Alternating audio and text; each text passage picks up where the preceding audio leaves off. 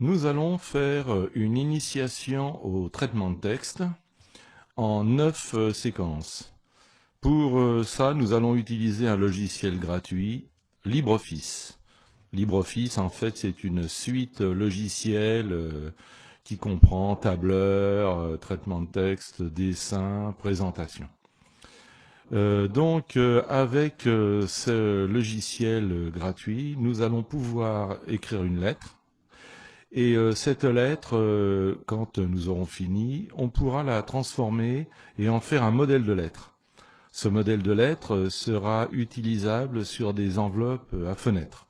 Donc on aura une présentation parfaite, ce qui fait que nous n'aurons plus qu'à écrire le texte pour que tout soit parfait. Donc je commence par lancer le logiciel, voilà, LibreOffice.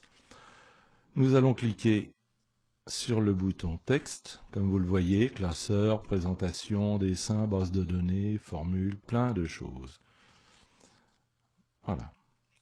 Alors là, nous nous trouvons devant une lettre sans nom, et il y a un certain nombre de choses qui nous manquent.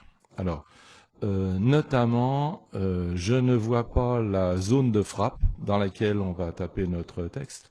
Donc, on va la faire apparaître d'une manière très très simple. Dans le menu affichage, délimitation du texte. Voilà. Donc déjà. Ensuite, bien ce qui serait intéressant, c'est d'avoir les règles, parce que comme on va taper l'adresse du destinataire dans une fenêtre, que l'on puisse bien mettre en page, nous allons afficher des règles. Voilà.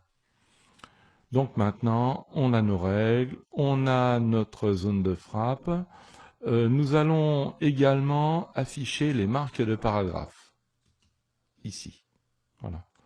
Donc, nous sommes pas mal. En bas, nous avons la barre d'état. Nous avons ici une barre d'état.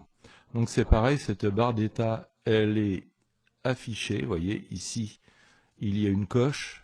Donc, bon, on va la laisser parce que c'est intéressant quand même de savoir ce qui se passe. Vous voyez notamment, ici, nous avons INS. Alors, c'est pour nous indiquer que nous sommes en mode insertion.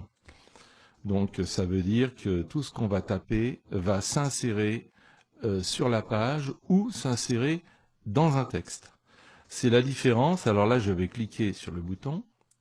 Différence avec ce bouton maintenant qui s'appelle Refrappe, RFP. Donc en mode refrappe, eh bien, à partir du point d'insertion que vous voyez clignoter près de la marque de paragraphe, à partir de ce point d'insertion, au fur et à mesure qu'on fait de la saisie, elle efface, en allant vers la droite, le texte qu'il y avait avant. C'est le mode refrappe. Donc nous, ce qui nous intéresse, c'est le mode insertion. C'est pareil, peut-être sur votre clavier, sous la touche F12, vous verrez un bouton qui s'appelle également INS.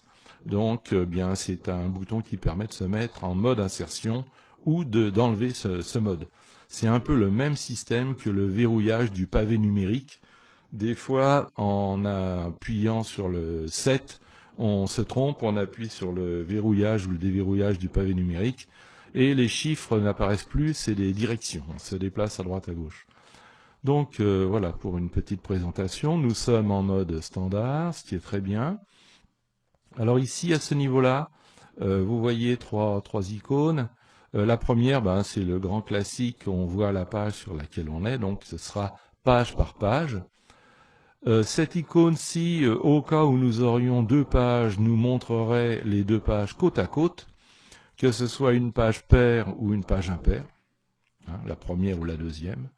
Ça n'est pas le cas du bouton à côté. Alors ce bouton-là nous montre les pages à la place qu'elles tiennent réellement. C'est-à-dire que la première page est une page impaire, elle sera donc tout à droite. Et en dessous et à gauche, nous trouverons la page numéro 2. En dessous et à droite, la page numéro 3, et ainsi de suite. Ici, nous avons une possibilité d'augmenter ou de diminuer notre lettre. Voyez, donc on a les boutons plus et moins. Donc c'est intéressant parce que ça permet de voir de loin un petit peu l'allure de notre lettre. Vous voyez, 35%. Pareil, on peut augmenter et augmenter vraiment beaucoup, hein, si on a des problèmes de vue. Bon, c'est le même système que les ascenseurs, c'est-à-dire qu'avec ce curseur, on peut obtenir le même résultat, vous voyez, en le déplaçant comme ça. Voilà.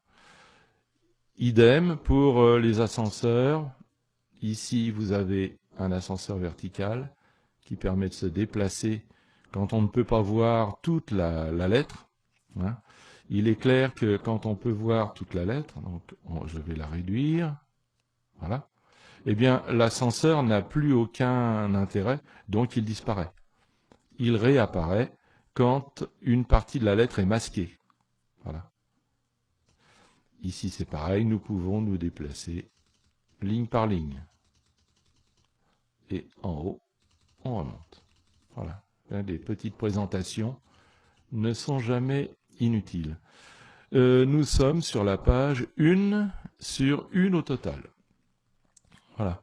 Donc, eh bien, avant de commencer toute chose, nous allons faire une mise en page. C'est-à-dire que nous allons nous assurer que les marges sont bien à 2 cm, que nous sommes bien dans un format portrait, vertical, et c'est un prétexte pour aller voir où ça se passe. Alors, pour ça, il faut aller dans le menu Format, Page. Nous travaillons beaucoup dans le menu Format.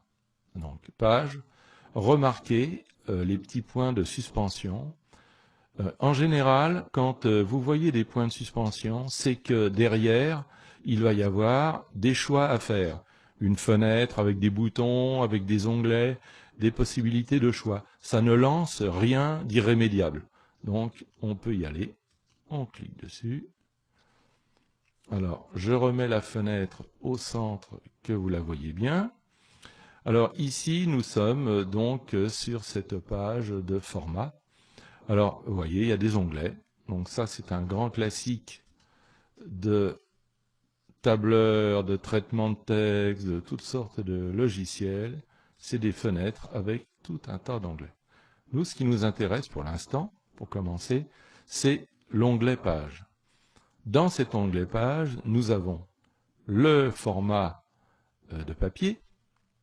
Vous voyez, là, c'est du A4, mais on pourrait très bien écrire en A6, A5, A3, donc le double de format. On divise par 2 à chaque fois en allant vers le A5 et A6. Donc voilà, bon, nous on va faire une lettre toute simple, A4. La largeur, la hauteur, 21, 29, 7. Donc là, il n'y a pas de problème. On pourrait modifier si on voulait. Mais là, dans ce cas précis, ça ne nous intéresse pas.